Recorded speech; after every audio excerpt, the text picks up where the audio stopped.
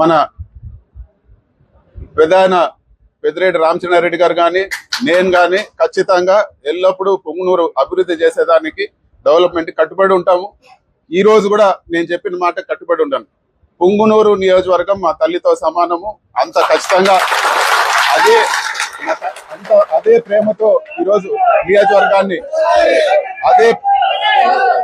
అదే ప్రేమతో నియోజకవర్గాన్ని అభివృద్ధి చేసేదానికి కూడా మేము కృషి చేస్తాము. అంతేకాకుండా ఎటువంటి అపోహలొద్దు.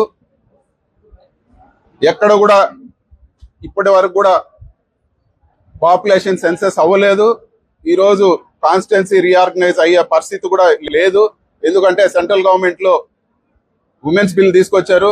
పాపులేషన్ సెన్సస్ తర్వాతనే పాపులేషన్ సెన్సస్ చేసి ఇవన్నీ కూడా ఐడెంటిఫై చేసిన తర్వాతనే కాన్స్టిట్యున్సీ రీఆర్గనైజ్ అవుతుంది. సో ఖచ్చితంగా పుంగనూరు కానీ లేకపోతే అటు సైడ్ పులిచెర్ల రొంపుచెర్ల కానీ వీటన్నిటిలో కూడా మేము ప్రాతినిధ్యం వహిస్తాము. ఒకవేళ నిజంగా బైఫర్కేట్ అయితే మన నియోజకవర్గం రెండుగా అయితే నేను కూడా ఎమ్మెల్యేగా వచ్చి ఒక నియోజకవర్గంలో ఏ ఒక్క మండలాన్ని కూడా వదులుకునేది లేదు. ఖచ్చితంగా డెవలప్మెంట్ చేసేదానికి అదే విధంగా ప్రజలు కార్యకర్తలు అందరికీ అండగా ఉండే విధంగా మేము ఉంటామని చెప్పి కూడా నేను తెలియజేస్తాను.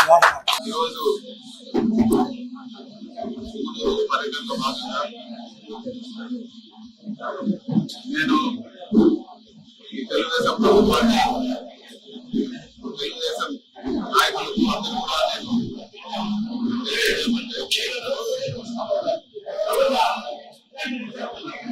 ఎలక్షన్ అనేది అంటే 5 సంవత్సరాలకు ఒకసారి ఎలక్షన్ వస్తాయి. ఎలక్షన్ లో రాజకీయాలు చేసుకున్నాము.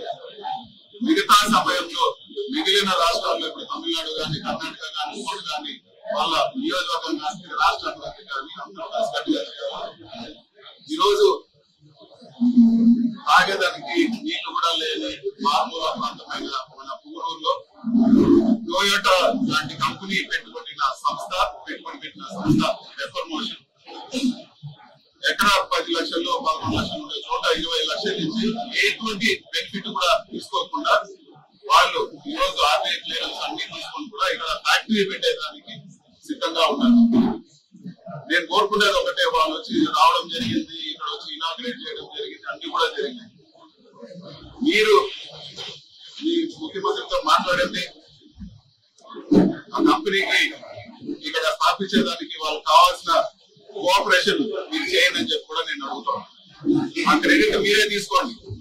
మీ ప్రభుత్వం ఉంది, మీ దాంట్లో ఓపెన్ చేయండి, కానీ అంతిమంగా ఊరు బాగుపడుతుంది. దయచేసి రాజకీయాలకు నియోజకవర్గ అభివృద్ధికి ముడి పెట్టద్దని చెప్పి కూడా నేను కోరుతాను.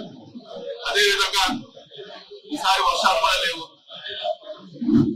ఊర్లు పైన ఆధారపడి ఉండే పరిస్థితి ఈరోజు నియోజకవర్గం అంతా ఉంది.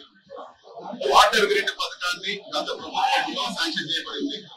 50% సెంట్రల్ గవర్నమెంట్ ఇస్తా అని చెప్పింది. ప్రతి గ్రామానికి కూడా పైప్ లైన్ ద్వారా నీళ్లు ఇచ్చే పథకం.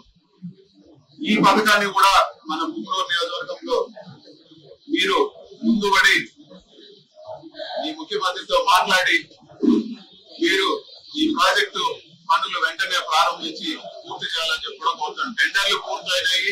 50% సెంట్రల్ నుంచి గ్రాంట్ ఉంది, 50% స్టేట్ గవర్నమెంట్ కూడా దీనికి ఇవ్వాల్సింది వాటర్ గ్రిడ్ లో శాంక్షన్ అయింది. ఈ రెండు దృష్టి పెట్టమని చెప్పి నేను అడుగుతాను. మిగతా రాజకీయాల్లో ఎట్లన్నా ఉండే కానీ ఊరు అభివృద్ధికి ప్రతి గ్రామం ప్రతి ఊరు బాగుపడుతుంది వాటర్ గ్రిడ్ వస్తే. అదే విధంగా ఇక్కడ బస్ ఫ్యాక్టరీ వస్తే ఇంకా కూడా అనుబంధంగా చాలా ఫ్యాక్టరీలు వస్తాయి. ఇంకా కూడా మంచి మ్యూజియం అంటే వచ్చే 3 నెలల్లో ఇది వరకు శంకుస్థాపన చేసిన గత ప్రభుత్వంలో శంకుస్థాపన చేసిన కాళహస్తి పైప్స్ పెద్ద స్టీల్ ప్రొడ్యూసర్ వాళ్ళ పైపుల ఫ్యాక్టరీ కూడా త్వరలోనే 3-4 నెలల్లో ప్రారంభమవుతుంది.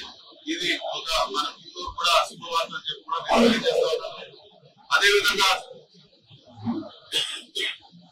ఏమంటే గత ప్రభుత్వంలో చేసిన పనులు కన్నా గత ప్రభుత్వంలో